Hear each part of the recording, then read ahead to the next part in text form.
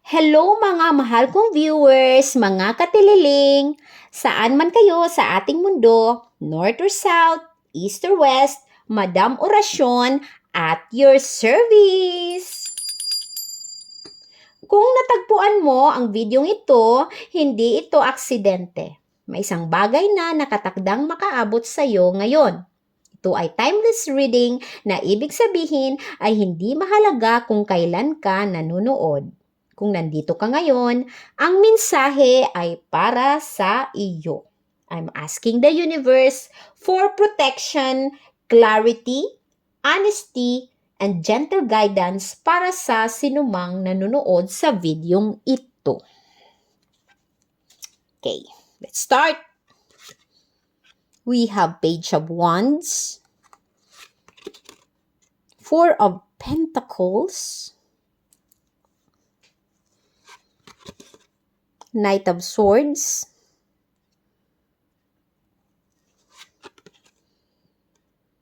Ten of Wands, naku naman, the Empress, ayan,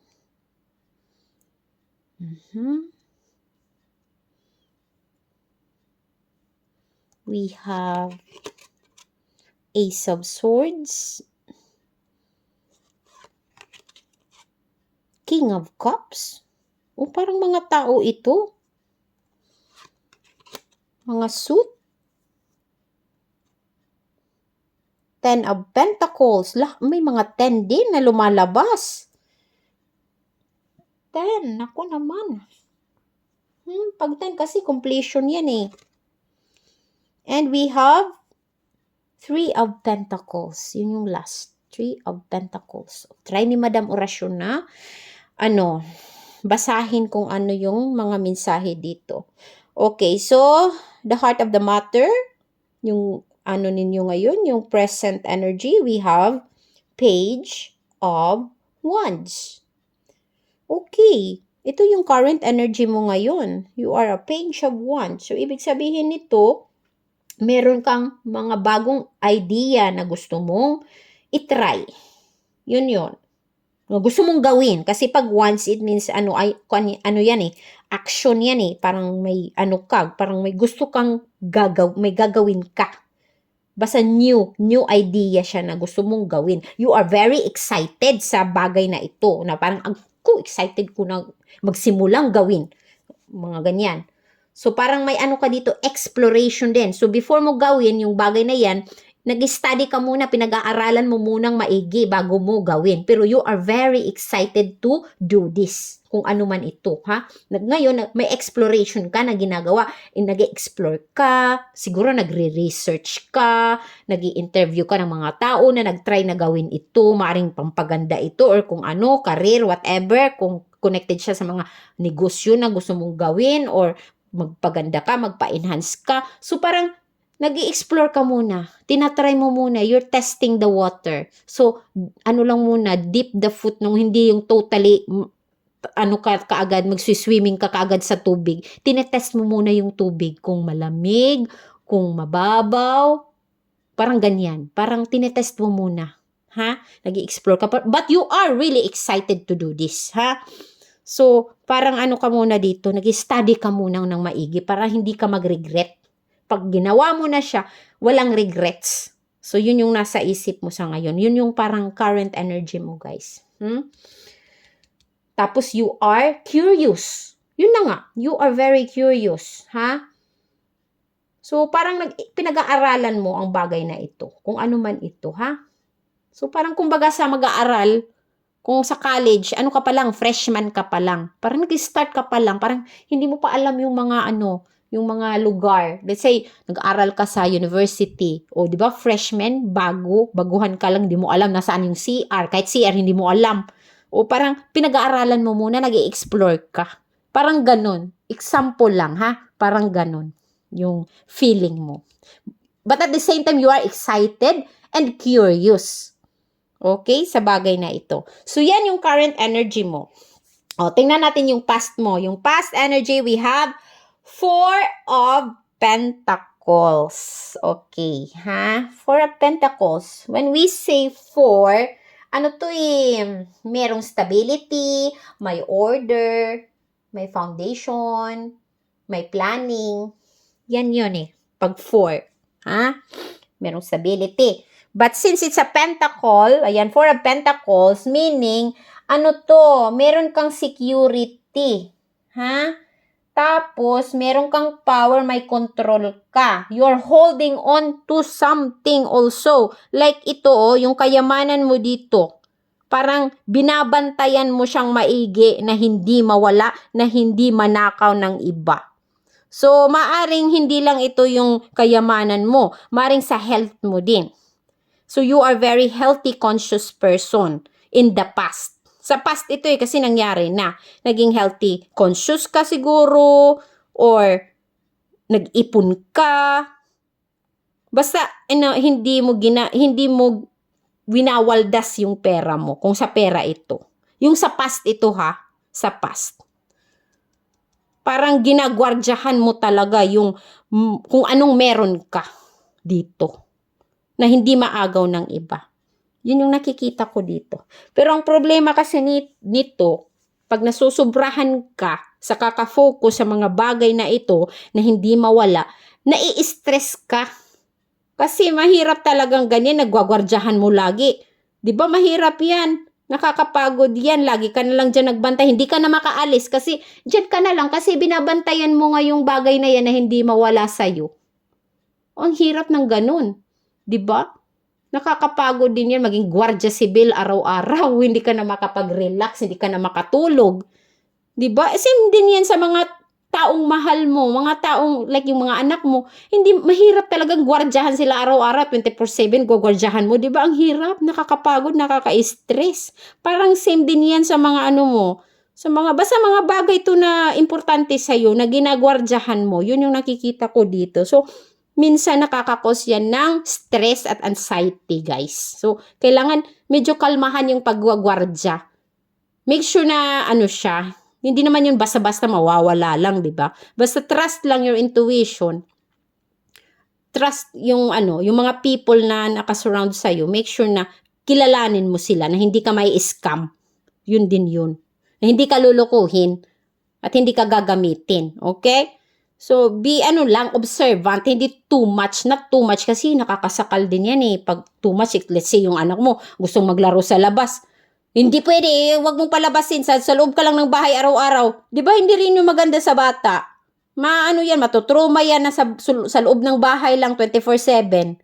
Di ba? Nakakasakal din yan yung sa feeling ng bata. So, kailangan may din, medyo release ng kaunti. Not totally release din. Basta may kaunti din. Basta nandyan ka pa rin. Okay lang siya maglaro sa labas. For example, kung ito yung nai-stress ka dito, yung anak mo, baka may mangyari sa labas, pwede mong doon ka, so samahan mo siya. Hindi pwede na sa bahay lang siya lagi, sa loob ng bahay. Kasi walang development yun pag ganun, diba? So, kailangan may development din. Hindi na, stuck ka na lang dyan kasi nga binabantayan mo. So, yun. Mag-isip ka ng mga bagay. Be creative. Na at least somehow, may magagawa ka. Na hindi ka na lang 24/7 nakatunganga dyan nagbantay. Ha? Kung ano man yan na binabantayan mo. Ayan. Yun yung ibig sabihin dito sa card, ha? Huwag masyadong bantay na lang lagi kasi mabu-burnout ka dito, mapapagod ka. Okay? Yun. And the future naman, you have Knight of Swords. Okay, Knight of Swords. Maganda kasi yung Knight. Kasi yung Knight, full of energy yan. Yung Knight. Ang problema lang kay Knight, kulang ng direction. Nangangailangan ka ng tulong na may magbibigay sa'yo ng direction sa'yo. Minsan yung Knight kasi, lang yan, go, non-stop yan, walang direksyon, nawawala sa direksyon ang Knight, pero full of energy ang Knights. Yan. Okay? So, ito sa future mo to Knight of Swords. Okay, tingnan natin kung ano yung Knight of Swords. Parang ka, hindi ka takot, ha? Ginagawa mo lahat kung anong gusto mong gawin. Siguro connected to sa Page of Wands kasi dito may magandang idea ka. Ngayon, sa future, gagawin mo na siya.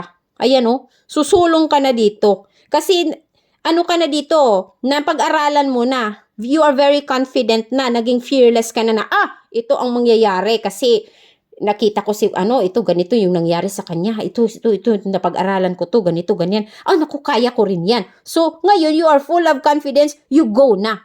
You will do it na. Action na dito. Dito, idea pa lang. So, yan yun. Connected yan dito, ha guys? Page of Wands. So, very nice. Very nice yung dito, reading. Maganda yung energy mo. Kaya continue ka lang, you follow lang, ha? Follow your path. Nasa tama kang path. Sa ngayon. Okay? Now, let's go to your strength. We have 10 of Wands. Okay. 10 of Wands dito naman. Pag 10 kasi, nasa completion ka na stage. Matatapos na siya. Yan. May transformation na magaganap. Or end of cycle. Yun. May endings na. May pagtatapos na dito. Maring may ginagawa ka, so malapit na siyang matapos. Pero, ang ginagawa mo na ito ay mahirap gawin. Pero nakaya mo, di ba? Nakakaya mo, oh. Tingnan mo yung bola dito, ball of yarn. Sobrang bigat. Dinadala mo siya pataas, papunta sa taas. Pero nakakaya mong gawin. You're almost finished. Malapit ka na sa finish line. See? Ayan, oh. Yan yun. Very clear, ha? 10 of Wands. So, parang ending. Parang kung sa estudyante ka dito, malapit ka nang mag-graduate. Matatapos na, kunting kimbot na lang, kung ano man yan na pagtitiis mo, matatapos na siya. Magiging successful ka din. Ayan, oh. Very clear, ha? Almost finished na siya. So, of course, parang sa karma din ito. Kung maganda yung ginagawa mo, then maganda din ang magiging resulta dito. Pag ito ay natapos na cycle, kung ano yung ginawa mo, kung maganda, then maganda ang resulta. Kung hindi maganda, sa pagtatapos mo, hindi rin maganda. So, yun lang yun. Nasa karma din yan, ha? So, make sure na tama ang ginagawa ninyo. Tama ang mga desisyon ninyo na ginagawa ninyo. Kasi malapit na itong matapos kung ano man ito na sitwasyon na ginagawa mo sa ngayon. So, nasa sayo to. You have your own free will. Kung ginagawa mo ng tama, so, magiging tama din ang resulta, magiging maganda ang resulta. Kung hindi tama, mali ang ginagawa mo, of course, the result will be negative. So, yan yung pinapakita ni universe sa'yo. Okay? Pero matatapos na siya, malapit na siyang matapos. Yan yung nandito. At ito yung strength mo ngayon. Kung ano man ito na sobrang hirap gawin, you continue. Ha? Kasi ito yung strength mo ngayon. May resilience ka. Okay? Kaya mo siya. Kaya mong gawin kahit pagod ka na. You're still continuing to do it. Kasi nakakaya mo. Ito yung strength mo sa kasalukuyan. So, i-apply mo ang strength na ito.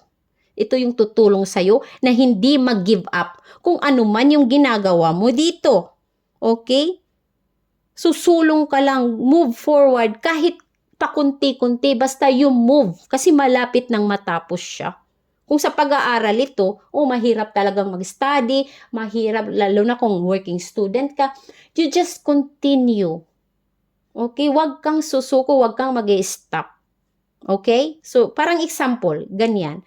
Pero iba-ibang sitwasyon tayo. Maaaring hindi ito sa pag-aaral, maaaring sa ibang larangan ito. Sa relasyon din, sa mga anak mo. Diba? Minsan sumusuko ka na kasi mga anak mo, mga pasaway, ayaw makinig. For example, suko ka na, hinayaan mo na lang sila. No, wag mong hayaan. You just continue to guide them, to love them. Kahit hindi sila, lovable sa ngayon. Kasi may time talaga, may period yung mga bata, mahirap mahalin, mahirap, diba? Mahirap disiplinahin. But we as parents, we just continue. Continue, be consistent. Kahit ayaw nila sa atin, dyan pa rin tayo. Huwag tayong mawawala sa kanila. Okay, guys? Kahit masakit sa damdamin yung mga pinagsasabi nila, continue lang tayo. Matatapos din ang period na yan at then marirealize ng mga bata na sila ay mali at tama tayo. Okay, guys? Basta do not give up. Kung sa mga bata ito. Basta depende kung anong sitwasyon ka meron sa ngayon. Okay? Yun. Basta wag mag-give up. Okay? Kasi almost ending na siya. Nasa finality na to. So, yun. And then, our weakness here is the Empress. Bakit naging negative yung Empress dito? Yung weakness mo. Kasi pag Empress, para rin yung Emperor. Parang ikaw yung Queen. Ikaw yung may authority. Ikaw yung nasusunod. Yan yung Empress. Meron kang authority. You have the beauty. You have the fertility. Very nurturing. Parang sa motherly figure kasi yung Empress. But since nasa negative ito, maaring, kasi nga, napapagod ka na dito, no? Let's say, sa mga anak mo ito, na mga suwail, hindi mo na kaya silang, disiplinahin. So, hinayaan mo sila. So, parang ganun siguro, connected ito dito sa 10 of Wands. So, napagod ka dito. So, hinayaan mo na lang. Neglection. Parang, wala nang pakialam sa mga anak mo. Bahala kayo sa mga buhay nyo. Kung ayaw nyo mag-aral, huwag kayong mag-aral. Parang ganun. Yan yung nafe-feel ko dito na energy. Parang nag-give up ka na lang dito kasi pagod ka na eh. O yan tinatry mo ang best. Hindi naman maganda yung resulta. Tinutulungan mo na nga. Ikaw pa yung masama. Diba? Ganun talaga. Yung mga magulang ang masama. Diba? Yung mga suwail na anak. Naku, marami yan. Masakit talaga sa damdamin. Minsan pag tayo yung pinagsasabihan ng mga magulang na tayo na nga na-stress, ginawa na natin ang lahat, ibinigay natin ang buhay natin sa kanila, negatibo pa rin para sa kanila. Pero guys, huwag niyong paiiralin ito kasi sa feelings mo lang ito, sa isip mo din. Ka lang. Tawag doon? Pahabain mo yung pasensya mo. Yun, ha? Wag masyadong masaktan kung ano man yung mga negatibo na sinabi, wag magpapadala sa emosyon, okay? Yun. And then, wag masyadong maging overprotective kasi maaring dito rin to sa Four of Pentacles, nakakasakal na, 'di ba? Binabantayan mo lagi, ayaw mong palabasin, sa loob ka lang ng bahay. So, maaring connected din ito dito. You are overprotective. So, yun din yung negative din to, ha? So, guys, medyo wag masyadong overprotective sa mga bata. Parang connected to. Siguro sa family ito Oo. So, yan ha. You are aware na ha. So, kalma ka lang. Kung ikaw yung nanay, kalma ka lang sa mga anak mo, ha? O yung mga mo dito din. Yung tawag doon, pagiging possessive. Ayan nga, possessive nga kasi yung mga possession mo, ayaw mo mawala. Ayan, bantay sarado ka talaga. Nakakasakal yan, ha? Huwag masyadong maging possessive. O sa asawa mo, lagi kang bantay ng bantay. Baka merong chicks. Minsan nakakapagod din yan. Bantay ng bantay. Di ba nakakasakal yan? Kaya please, huwag masyadong overprotective, masyadong possessive. Huwag yan, ha? Please. Kalma ka lang. Yan yung sabi ni Universe. Let's go na sa next. Dito tayo sa, sa earth element mo dito, earth area, we have Ace of Swords. Okay, Ace of Swords, meaning meron ka ditong clarity, you have a sharp mind, then merong truth na malalaman ka. Alam mo yung totoo. Okay, maaari din breakthrough dahil sa pag-aaral mo, na-realize mo na, ito pala yun. Parang may learning ka dito na makukuha dito sa earth area. Sa career yata to Parang sa career ito kasi maaaring nagplaplano ka ng isang negosyo na gusto mong gawin meron kang matututunan, mga impormasyon. Yun.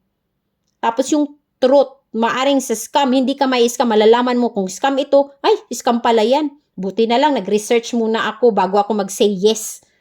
Before ako makipag-partnership or whatever, maglagay ng pera. So, pinag-aralan mong maigi. Ha? So, yun. Merong truth ka na malalaman dito. So, yun. So, maaaring sa career ito, sa wealth mo. Yun na nga. So, minsan, nakakatulong din siya. Yung pagiging possessive, pero not all the time. Ha? Dapat control, kalma-kalma konti. So, yun dito. Okay, next, let's go to the air area mo, yung mindset mo, yung sa isip mo, kung ano mga iniisip mo. King of Cups. Okay, sa emotion to connected sa emotion. So, yun, King of Cups. King of Cups, ito yung parang ano to eh. Sandali.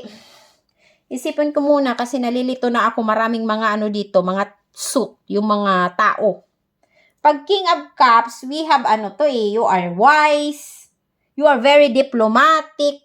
Siguro ito yung dapat mong applyin dito. Instead na the Empress, dito sa negative, be like King of Cups, ha? You are very diplomatic. Pakikinggan mo din yung mga hinaing ng mga anak mo. Hindi ka masyadong overprotective. Papakinggan mo sila yung side nila. Hindi puro ikaw lang yung masusunod. Ha? So, parang ano ka dito, may ano ka dito, diplomacy sa kanila. Okay? Binibigyan mo rin ng importansya yung mga sinasabi nila. Ha? Hindi lang ikaw lang dada ng dada. Parang ganyan. You are intelligent. Ayan, matalino ka dito. You are very calm. Ayan, ito yung dapat i-apply mo ha. Dito yung King of Cups. Calm. You are, tawag dyan? Mature enough. Ayan, you are mature, you are strong. Okay? Or maaari din, kung sa ibang tao ito, parang Knight of Shining Armor. Parang ganyan.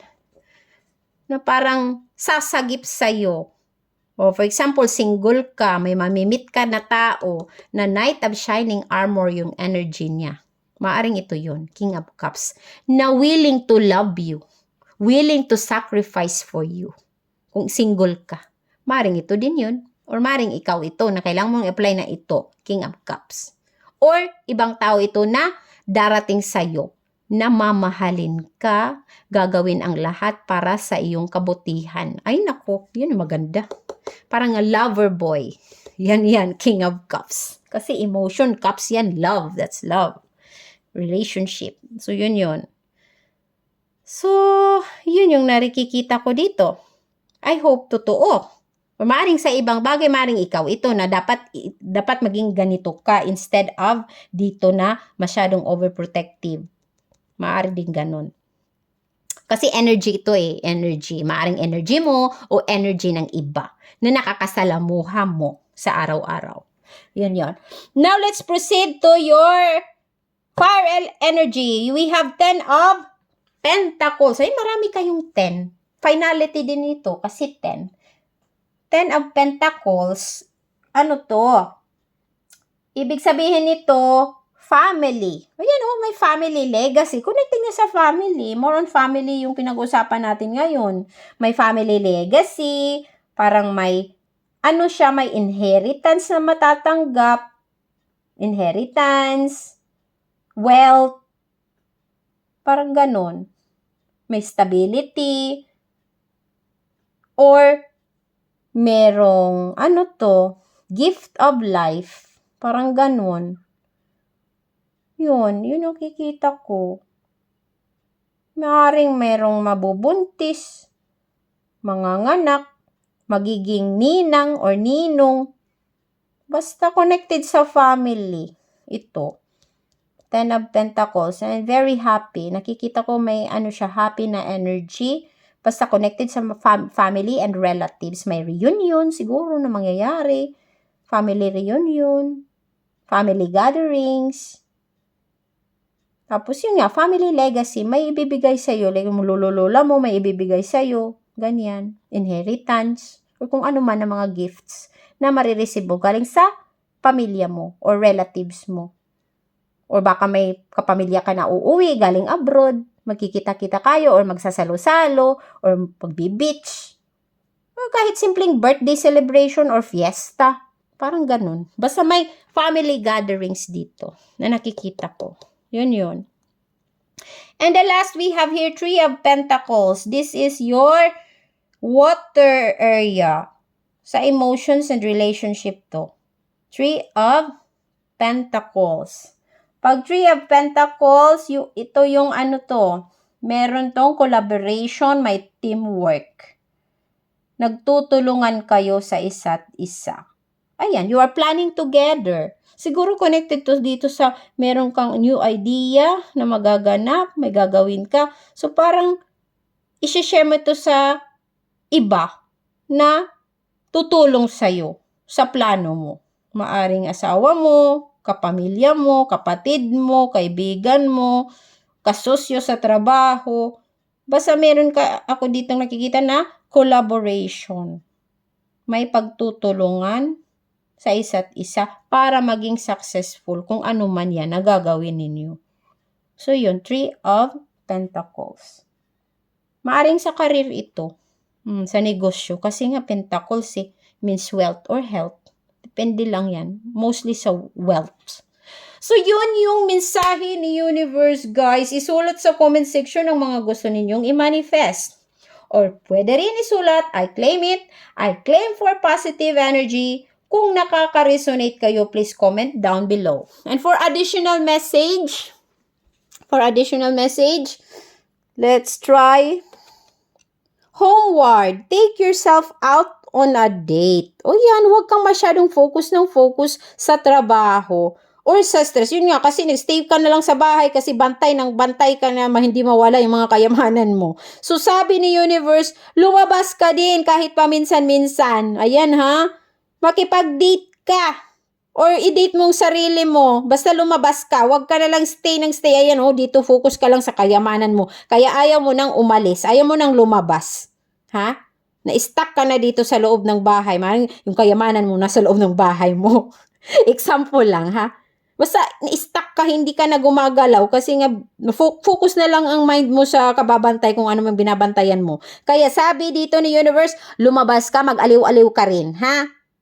Ayan homeward. Take yourself out on a date. Ay, lumabas ka. Mag-enjoy ka din. Okay? So, yun. Simple as that.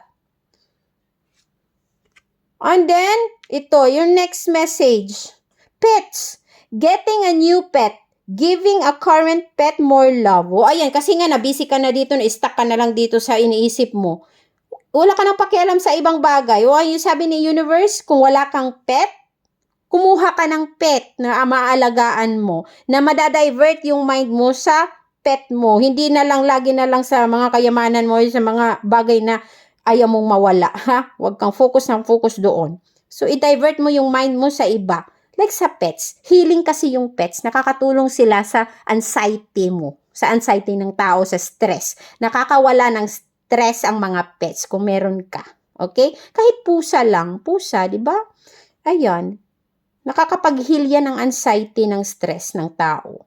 Ayan. Getting a new pet, giving a current pet more love. Mas bigyan mo ng atensyon yung mga pet mo. Yung kung may aso ka, lumabas kayo ng aso mo. Mamasyal kayo sa labas. Ayan. Para kayo ng fresh na hangin. Kung meron pa bang fresh na hangin sa inyong lugar, baka puro na polusyon. So, depende kung saan kayo naka-stay. Kung sa mga bukid-bukid, fresh pa ang hangin. Pero kung sa na city, ay wala na, hindi na fresh. Yun. Maghanap kayo ng lugar na fresh. Okay? So, yun guys. Kung nag-resonate ang mensaheng ito, maaari ninyong i-like ang video. Makakatulong ito upang maabot ng video ito ang iba na maaaring nangangailangan nito. Feel free to subscribe if you'd like more timeless readings like this. Thank you for being here. Take care of yourself. Goodbye for now. Madam Rashon at your service.